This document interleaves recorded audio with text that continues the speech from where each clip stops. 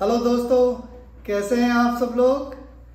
Ministry of interior जवाजात ने आज एक ट्वीट करा है, उसके बारे में डिस्कस करूंगा इस वीडियो में। ये ट्वीट उन लोगों के लिए है जिनके पास इकामा नहीं है और वो काम कर रहे हैं, जिनके पास इकामा है लेकिन इकामा एक्सपायर हो गया है, या फिर वो लोग जो आज़ाद वीज़ा में हैं, जिनका इकामा में स्पॉन्सर का नाम कुछ और लिखा हुआ है, काम किसी और के लिए कर रहे हैं, इकामा में प्रोफेशन कुछ और लिखा हुआ है और काम किसी और चीज़ का कर रहे हैं।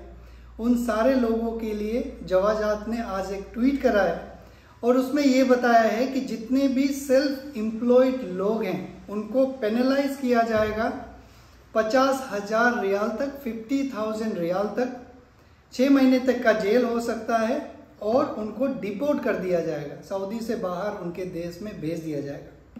मैक्सिमम जो सेल्फ एम्प्लॉयड कैटेगरी में आते हैं, यहाँ पे सेल्फ एम्प्लॉयड किन लोगों को बोला जाएगा इसके बारे में कोई डेफिनेशन नहीं है, लेकिन जो आज़ाद वीज़ा में जो लोग बोलते हैं कि मैं आज़ाद वीज़ा में हूँ।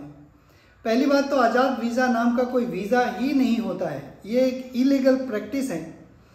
जो सऊदी के सिटीज़न हैं उनको वीज़ा मिलता है, वो लोगों को बुलाते हैं, इसके बाद वो क्या करते हैं, लोगों को बुला के किसी कॉन्ट्रैक्टर किसी और के नाम कर देते हैं, या फिर जिनको वो बुलाते हैं उनके साथ उनका डिस्कशन होता है कि भाई आप मुझे महीना इतना रियाल देना, आप कहीं भी काम करो, मुझे कोई लेना देना नहीं है, बस आप अपना मंथली मुझे इतना रियाल दे दो और मैं आपका इकामा रिन्यू कर दिया करूँगा और जो भी फॉर्मेलिटीज़ है वो कर दिया करूँगा।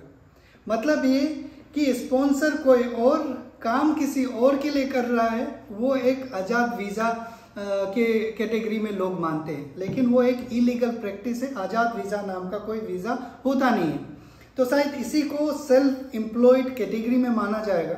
और जैसा मैंने शुरुआत में बताया, जिनके पास इकामा नहीं है, इकामा नहीं है तो स्पॉन्सर नहीं है, स्पॉन्सर नहीं है तो वो सेल्फ एम्प्लॉयड ही कहा जाएगा। जिनके पास वैलिड इकामा नहीं है मतलब वो एक इलीगल रेसिडेंट है, उनके पास कोई स्पॉन्सर नहीं है, ये मान के चलिए उसको भी सेल्फ एम्प्लॉयड कैटेगरी में माना जाएगा। तो इन सारे लोगों को ध्यान रखना है। अगर पुलिस पकड़ लिया, क्योंकि हर दिन 15,000, 16,000, 22,000 लोगों को पुलिस पकड़ता है और बहुत सारे लोग उसमें इलीगल रेसिडेंट होते हैं, जिनके पास जो सऊदी में आए थे वर्क विजिट वीज़ा पे और फिर बहुत सारे कारण की वजह से वो इलीगल हो गए। तो उनके लिए मैंने बताया कि क्या पेनल्टी का क्राइटेरिया है। तो आप लोग अपना ख्याल रखिए। अगर आप आज़ाद वीज़ा में अपने आप को मानते हैं तो सबसे पहले आप एक काम कर सकते हैं, किसी भी सिरका में, कंपनी में, किसी भी कफिल या फिर कोई भी ऐसा इस्टेब्लिशमेंट जो एक इस्टेब्लिशमेंट हो, जिनका कंपनी रजिस्ट्रेशन हो, चैम्बर ऑफ कॉमर्स में हो, उनके साथ अपना ट्रांसफ़र करवा लीजिए या फिर उनके नाम पे अपना इकामा करवा लीजिए।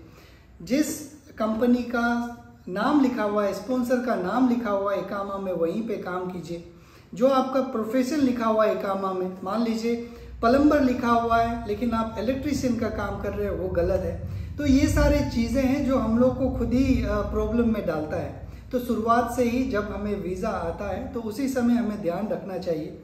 अगर आपके पास वो स्किल नहीं है, आप वो काम नहीं कर रहे हैं, तो शुरुआत में आप रिग्रेट कर सकते हैं, नहीं तो आके फंस जाएंगे तो एक बहुत बड़ा प्रॉब्लम हो जाएगा। तो ये ट्वीट था जवाजात का। और एक कल गाइडलाइन आया था एग्जिट री एंट्री वीज़ा और इकामा का फ़ीस को लेके। इसमें आप लोगों को पता ही है कि वो फ़ीस डबल हो जाएगा अगर आप अपना इकामा या फिर वर्क परमिट रीन्यू कर रहे हैं, इकामा या फिर exit re entry visa renew कर रहे हैं सऊदी के बाहर से। मतलब आप जब सऊदी के बाहर होंगे और वहाँ पे रीन्यू करेंगे तो जो 100 रियाल का एग्जिट री एंट्री वीज़ा का फ़ी होता है वो 200 हो जाएगा। वो आप लोगों को पता होगा, कल पब्लिश हो गया था। लेकिन उसमें एक बात मैं आप लोगों के साथ ज़रूर शेयर करूंगा।